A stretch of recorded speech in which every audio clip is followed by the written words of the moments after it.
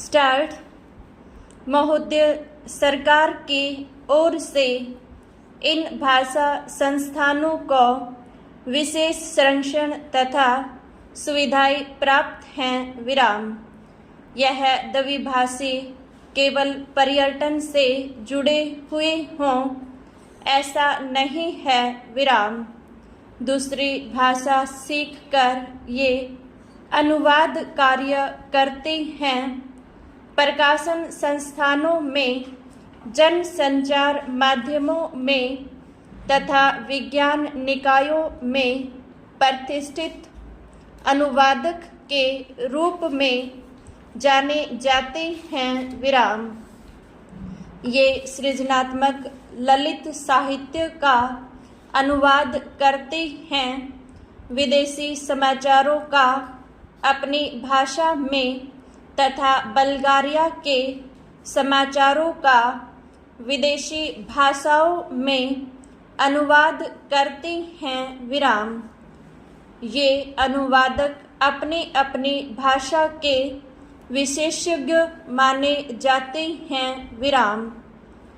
यदि आप कभी बल्गारिया जाएं तो आप देखेंगे कि आप चाहे इनकी भाषा न जानते हो, किंतु आपकी भाषा जानने वाले आपको जरूर मिलेंगे विराम।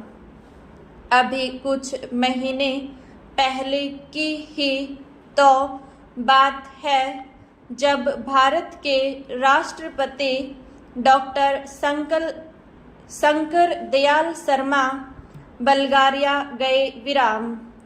वहाँ बल्गारिया वासियों ने हिंदी में उनका स्वागत किया और भारत संबंधी प्रश्न भी उन्होंने राष्ट्रपति जी से हिंदी में ही किए विराम। भारतीय प्रतिनिधि मंडल के लिए यह सुखद आश्चर्य था विराम।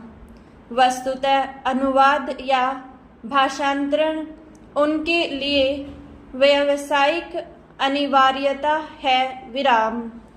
यूरोप के अन्य देशों में भी यही स्थिति है, जहां विश्व में प्रकाशित किसी भी भाषा का महत्वपूर्ण शोध निबंध या कोई विदेशी चर्चित साहित्यिक कृति उस देश की भाषा में तत्काल अनुदित हो जाती है विराम पैरा। इतिहास साक्षी है कि ईसाई धर्म के प्रचार में अनुवाद की भूमिका कितनी महत्वपूर्ण रही है विराम। ईसाई धर्म के विश्वव्यापी प्रचार के लिए बाइबिल के अनुवाद की व्यापक योजना बनाई गई विराम। अनुवाद ने ही बाइबिल को भारत के गांव-गांव, यहाँ तक कि आदिवासी क्षेत्रों तक पहुंचा दिया विराम। बाइबिल के बाद सबसे अधिक भाषाओं में और एक ही भाषा में कई बार भगवत गीता का अनुवाद हुआ विराम।